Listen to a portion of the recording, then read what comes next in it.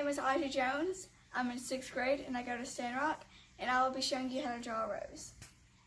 When you draw a rose, the first thing you need to do is start around in the middle of your paper where you want the center of your rose to be, and just start adding a few small petals.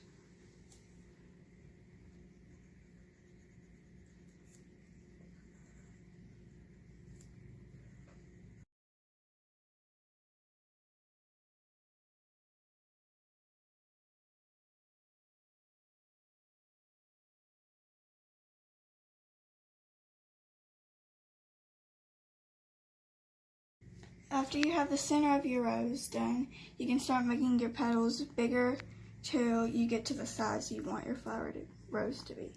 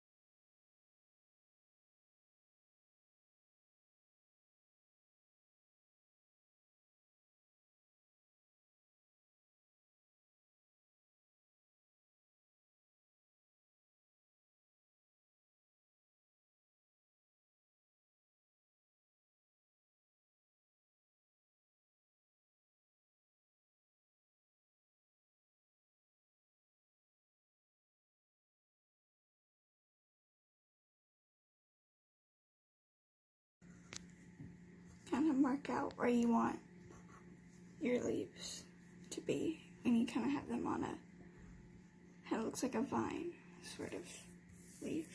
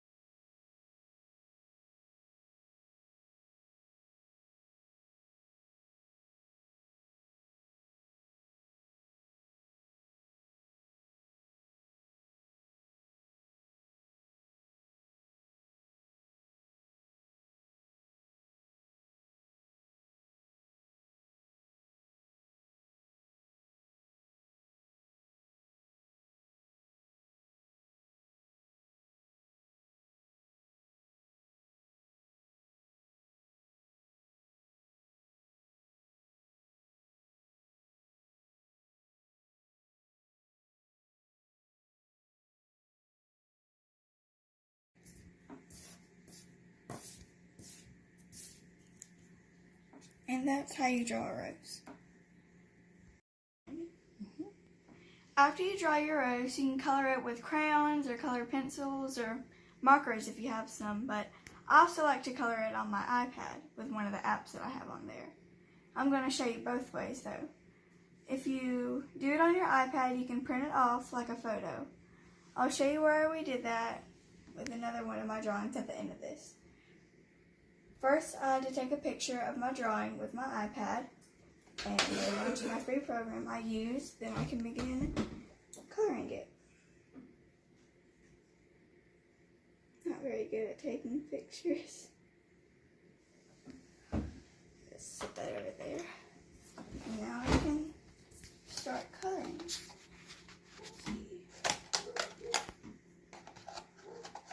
When I like to color roses, I like to start lighter on the outside, and then I kind of section it off into 3 parts. On the outer section, I color it the lightest, which today I'll be using pink to do that. Then in the middle section, I usually color it a bit darker, so I'm going to be using red. And at the very center of it, I'm going to be coloring it purple at the darkest point, because it's like the shadows that would be cast down on it from the other petals. So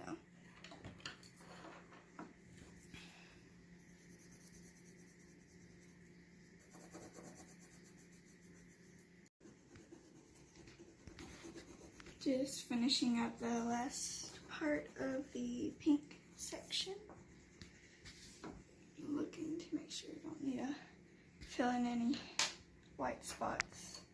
And now I'm going to the second section, which would be the red. I'm just going to draw an outline around what I don't want to be red.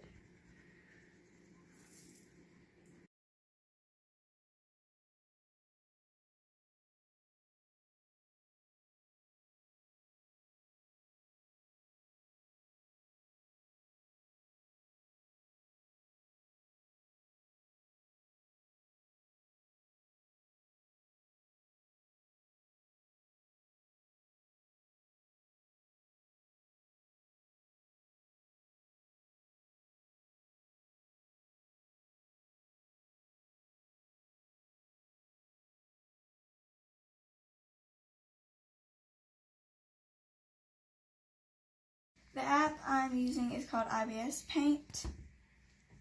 And so just hit the plus sign and pick your, I just call it canvas size. I normally do that one. And just the picture, import it from gallery.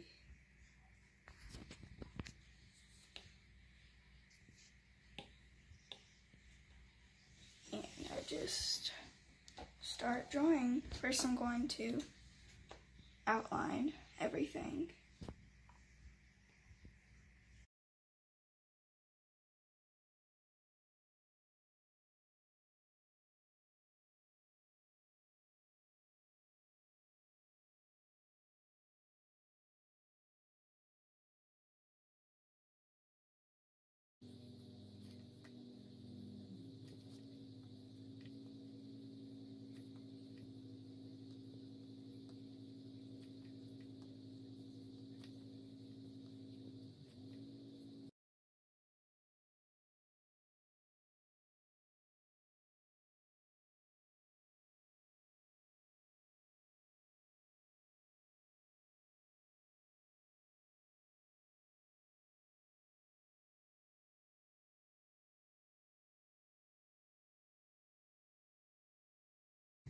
Not exactly following it line for line because I might have a better angle for something that I didn't have a really good angle on drawing it on actual paper that I can fix up real quick. And now I've outlined everything. It's upside down. Now that I've outlined everything, I'm going to quickly go in and instead of erasing it, I'm just going to fill in parts of it. I'll do the background last. The back button. Just fill it in. Oops. To where I can just go back over it. With the little spots like this that I missed, I can go in and use the brush too.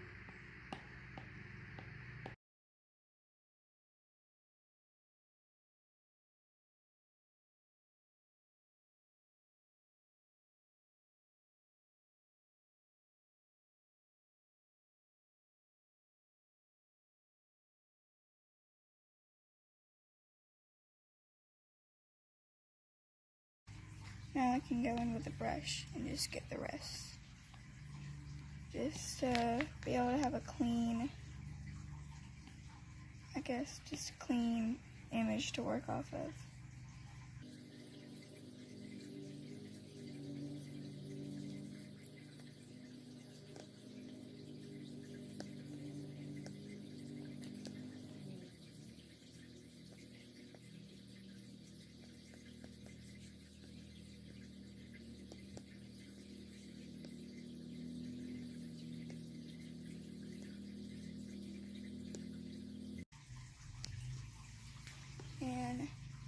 just going to color over the details in the leaves because I'm just going to have to end up going back over them anyways once I've colored them.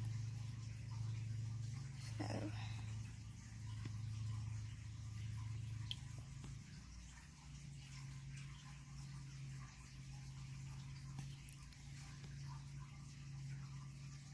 I'm going to go back and make sure it's all the same color, because if it's not, when I use the fill tool, or well, the bucket, to color in everything, it'll make it kind of splotchy looking almost.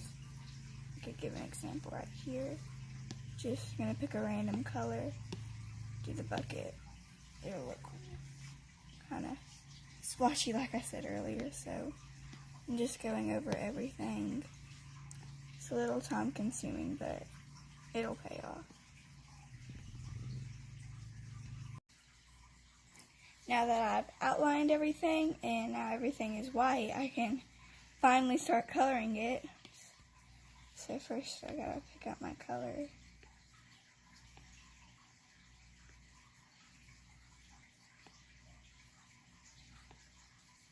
Looks good. And I can start coloring it. I'm using a tool called Bucket. That'll make things a whole lot easier.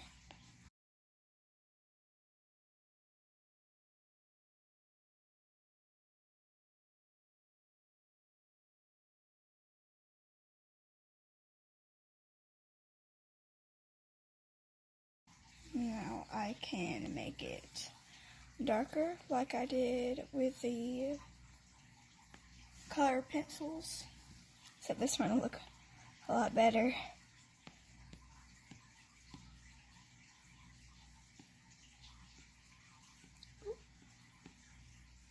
Get that real quick.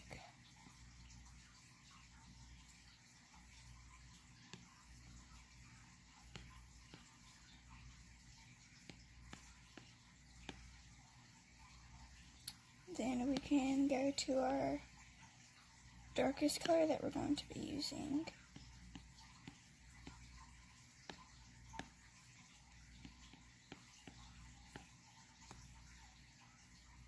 So these are smaller. I'll have to use the brush to get them, because sometimes the bucket tool does not really like smaller places. And now I think I'm going to actually change this color a bit because these seem to be a bit more redder than it. So I'm just going to slightly make it a bit redder. Does that look, oops, gotta get on the bucket tool. Does that look better? I think that does.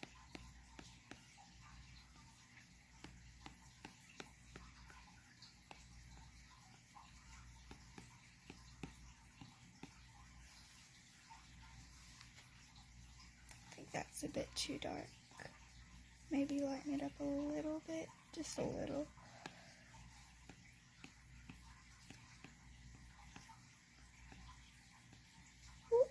And that's why the bucket tool does not like small spaces. And I think that looks good. Now we can move on to the leaves. Do kind of like I did again with the pencils and just have different colors of green.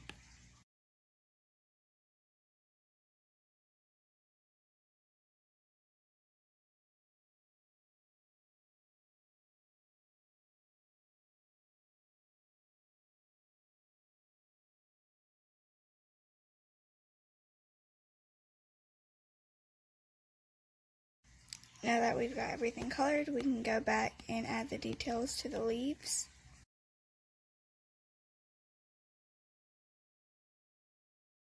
Kind of make it look like it's actually going underneath the petals.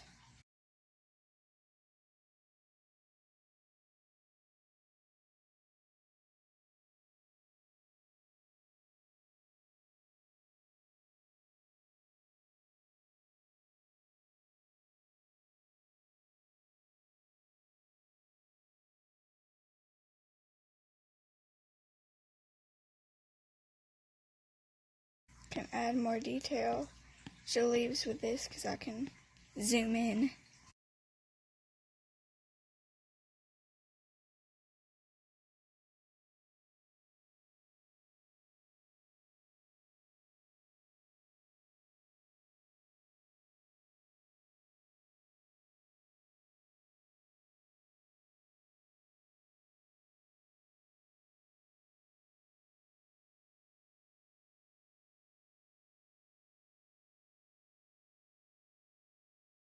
Another good thing about taking a picture of it and importing it in here is that if you want to color it again and do a different color, you can, instead of having to just recolor this one rose right here and having to not have that color. And now I think all that's left is to do a little bit of touch-ups. Sometimes when you use the bucket tool, it kind of thins out the lines a bit.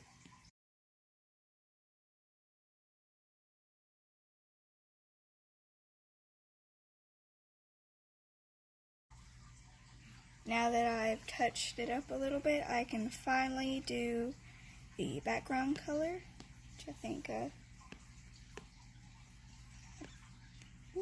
pale blue look nice. Maybe a little bit like. Here we go. Look for any spots that may not have. Whoops.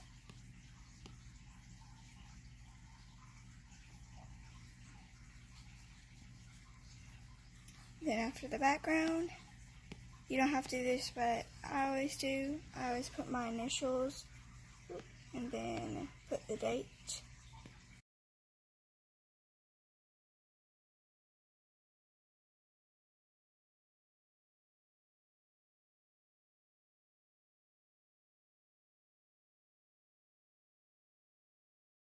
I think I'm going to move that. There's a tool that I can use to move it. So I'm going to just do that real quick.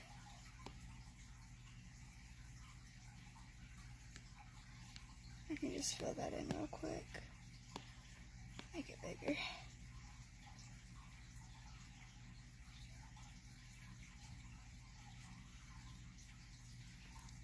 And that's how you can color a rose and draw a rose with pencils or on an iPad.